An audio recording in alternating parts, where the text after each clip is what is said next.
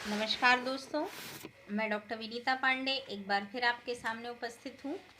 आज हम बात कर रहे हैं कि पाठ्य योजना जो होती है उसकी विशेषताएं क्या होती हैं।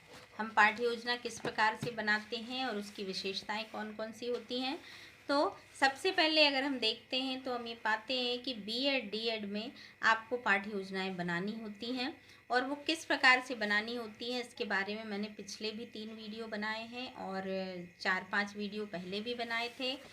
कई पाठ्य योजनाएं मैंने बना करके दिखाई हैं। तो आप मेरे doctor Vinita Pandey views channel को जब आप सर्च करते हैं तो आपको मेरे सारे वीडियोस वहां दिखते हैं और आप वहां पर व्यू मोर में और आप क्लिक करते जाइए तो आपको नीचे बहुत सारे वीडियो जो पड़े हुए हैं वो आपको मिलेंगे और उसमें से आप अपने जो भी आपको ज़रूरी लगते हैं आप उनको सर्च कीजिए और पढ़िए, आपको बहुत सारी जानकारी मिलेगी।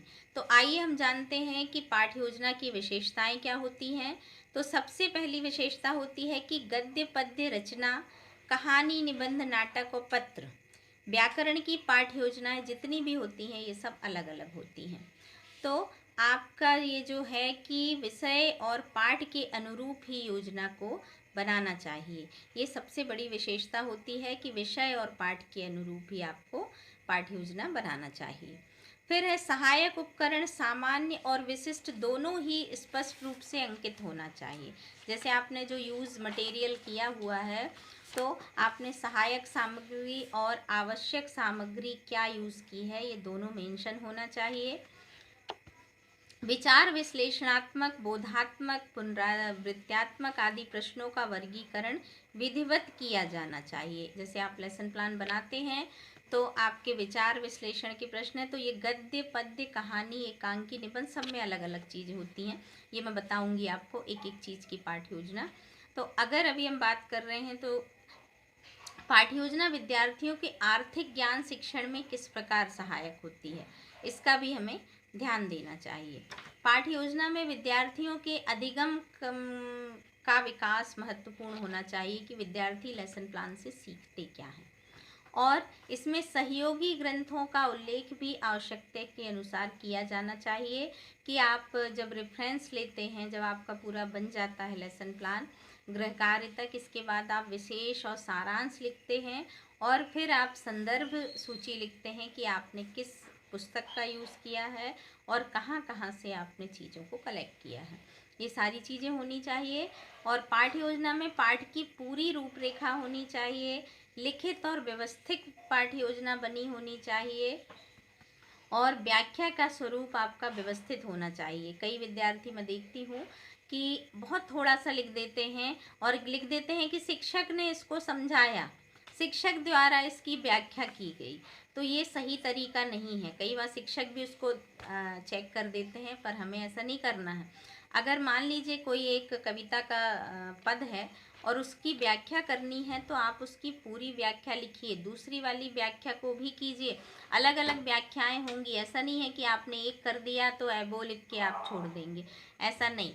और हम ये भी नहीं लिखेंगे कि शिक्षक द्वारा व्याख्या की गई, शिक्षक द्वारा प्रश्न पूछे गए। कई बार जो हमारी 20 क्वेश्चंस होती हैं या कुछ पुस्तकें होती हैं जो अच्छे शिक्षाविद लिखते हैं वो तो पूरा डिस्क्रिप्शन देते हैं, लेकिन जो कई बार प्रकाशन की ओर से कॉपी पेस्ट करके जो किताबें छापी जाती हैं उसमें अक्सर ऐसा होता है कि लिख दिया जाता है कि अध्यापक के द्वारा व्याख्या की गई, अध्यापक ने यहाँ पर प्रश्न पूछे। तो हमको पाठ्य योजना में इस तरह की कोई चीज़ नहीं लिखनी होती। पाठ्य योजना की विधियाँ विधिवत, व्यवस्थित और मनोवैज्ञानिक होनी चाहिए कि आप शिक्षण विधि में आगमन निगमन विधि यूज़ कर रहे हैं, शब्दार्थ विधि, अनुवाद विधि, खेल विधि, प्रोजेक्ट मेथड क्या यूज़ कर रहे हैं, ये आपका क्लियर होना चाहिए।